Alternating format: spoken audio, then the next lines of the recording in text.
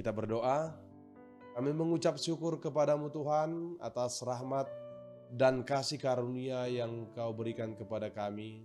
Sehingga lewat anugerah-Mu itu kami boleh melihat pagi hari yang cerah dan boleh Tuhan menghirup udara segar di pagi hari yang penuh rahmat ini oleh napas kehidupan yang Kau berikan kepada kami. Tuhan, sebentar kami akan mengawali aktivitas dan pekerjaan kami lewat firman yang Kau akan perdengarkan. Mari Tuhan sertai kami selalu. Di dalam nama Yesus Kristus Tuhan kami berdoa. Amin. Firman Tuhan pada hari ini yang diambil dalam kitab Roma 8 ayat 1. Demikianlah sekarang tidak ada penghukuman bagi mereka yang ada di dalam Kristus Yesus. Demikianlah firman Tuhan pada hari ini. Shalom Bapak Ibu Saudaraku yang terkasih di dalam nama Tuhan kita Yesus Kristus. Hidup adalah dipulihkan dan memulihkan.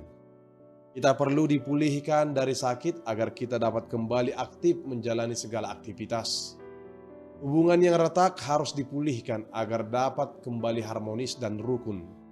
Sama seperti seorang anak yang dibayang-bayangi ingatan akan ketakutan, hukuman oleh kemarahan dari orang tua yang pernah berbuat salah oleh tindakannya sendiri yang bisa saja dapat menimbulkan kemarahan dari orang tuanya, dan dengan demikian dapat merasakan sukacita yang luar biasa ketika si anak melihat orang tuanya dengan tangan yang terbuka penuh kehangatan mendekap dan merangkul si anak yang telah melanggar nasihat dari orang tuanya itu.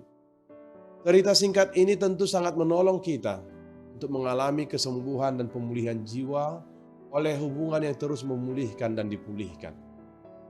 Kemerdekaan dan keterbukaan adalah kunci utama yang sangat menentukan masa depan kehidupan kita sehari-hari. Dan buah dari segala tindakan kita di dalam hidup ini adalah reward atau punishment seperti apa yang selalu diikhtiarkan oleh sekitar kita dan dunia ini. Reward dan punishment adalah dua hal yang sangat berkaitan dengan perbuatan kita manusia dalam sebuah tatanan kehidupan bersosial. Penghukuman adalah akibat dari pelanggaran. Dalam setiap babak kehidupan kita pasti berhadapan dengan suara tuduhan-tuduhan akan kesalahan-kesalahan yang pernah kita lakukan di masa yang lalu yang seakan-akan terus menempatkan kita sebagai seorang terdakwa dalam ruang pengadilan dengan hakim yang siap memvonis hukuman. Ada dua pesan penting yang disampaikan dalam nats renungan ini. Yang pertama, tidak ada lagi penghukuman bagi orang yang percaya. Penghukuman yang seharusnya kita terima oleh upah dosa telah dibayar lunas oleh Tuhan Yesus Kristus lewat kematiannya di kayu salib. Kita telah dibebaskan, oleh karena itu percayalah dan sungguh-sungguhlah hidup di dalam pembenaran yang telah dianugerahkan.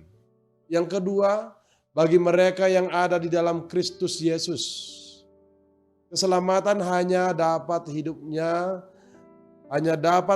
senantiasa terbangun dan dibangun dalam hubungan yang akrab dengan Kristus Tuhan itu sendiri. Yesus menjadi tumpuan seluruh kehidupan kita. Hidup di dalam Yesus itu artinya kita mau mengizinkan Kristus di dalam firman-Nya untuk memimpin setiap langkah dan kehidupan kita. Sebagai orang yang telah menerima pengampunan, kita layak untuk mengucap syukur atas segala kebaikan-Nya. Sehingga dengan ini, Bapak Ibu Saudara yang terkasih, kita dapat tertolong untuk melepaskan segala beban rasa bersalah yang selalu mengikuti. Kita dipanggil untuk memandang tegas dan berani tegak bukan karena hidup kita sempurna tanpa cacat, melainkan adalah karena kita sungguh-sungguh telah mendapatkan anugerah pengampunan Allah. Amin. Kita berdoa. Allah Bapa yang di sorga, Allah yang telah membebaskan kami, yang menebus dan telah menyelamatkan kami dengan anugerah hidup yang baru. Kami sungguh mengucap syukur ya Tuhan. Jika bukan karena kebaikan-Mu, kami tidak layak. Hidup kami akan sia-sia dan tidak akan tahu bagaimana ujungnya. Tetapi Engkau maha baik, dalam anugerah kasih kemurahan-Mu Engkau memperlihatkan lewat anak-Mu Yesus Kristus Tuhan kami yang mati tersalib untuk memberikan kami kesempatan hidup yang baru kembali ya Tuhan. Agar kami Engkau ingatkan semakin dapat mengenali dan memahami kehendak-Mu dan boleh melangkah dengan tegap dalam mengikut Engkau. Ya Tuhan Allah Bapa yang di surga, mari kuatkan kami untuk menjadi pengikut-Mu yang sungguh-sungguh Tuhan, dengan hati yang sungguh melayani, hati yang sungguh ingin memuliakan nama-Mu dan setia dalam setiap kehendak-Mu. Tanamkan firman-Mu di dalam hati kami agar itu menjadi pelita yang menerangi setiap langkah dan hidup kami. Berkati seluruh jemaat-Mu Tuhan dalam aktivitas dan pekerjaan mereka. Dimanapun mereka bekerja dan beraktivitas, Engkau jaga lindungi mereka. Berkati kesehatan tubuh dan rohani mereka. Engkau berkati juga Tuhan setiap rencana-rencana dan juga setiap pekerjaan mereka. Memberikan rezeki yang terbaik, berkat yang melimpah dan sukacita. Jauhkan dari segala niat-niat orang jahat dan jauhkan dari segala kerugian atau hal-hal yang tidak baik. Berkati, berikan kesembuhan bagi jemaat kami yang pada saat ini Tuhan sedang di dalam pemulihan dan penyembuhan. Engkau adalah tabib yang agung. Mari angkat sakit penyakit dari tubuh mereka, kembalikan sukacita kepada mereka Tuhan, oleh karena Engkau adalah Allah yang maha baik, penolong yang kuat. Kami juga berdoa Tuhan bagi jemaat kami yang berulang tahun kelahiran dan ulang tahun pernikahan. Kau tambahkan berkat-Mu dan sukacita kepada mereka, biarlah mereka boleh bersyukur memiliki Allah yang sungguh-sungguh mengasihi, yang sungguh-sungguh memperlihatkan kasih dan keselamatan bagi mereka dan kami semua umat-Mu. Di dalam nama Yesus Kristus, Tuhan kami berdoa. Amin.